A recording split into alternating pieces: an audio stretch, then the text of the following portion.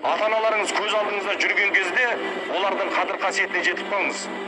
Күнде көріп жүрген таудың биіктігі байқалынбайды. Қолда барда алтынның қадірі жоқ. Ата-анаң уысыңнан шығып кеткен кезде бітті сен ол. Дүниедегі ең үлкен байлығың сенің әкең, сенің шешең. Олар дүниеден өтіп кеткеннен кейін сенің жетістігіңе, әкең сияқты сенің жетістігіңе, шешең сияқты ешкім қуана алмайды. Ешкім.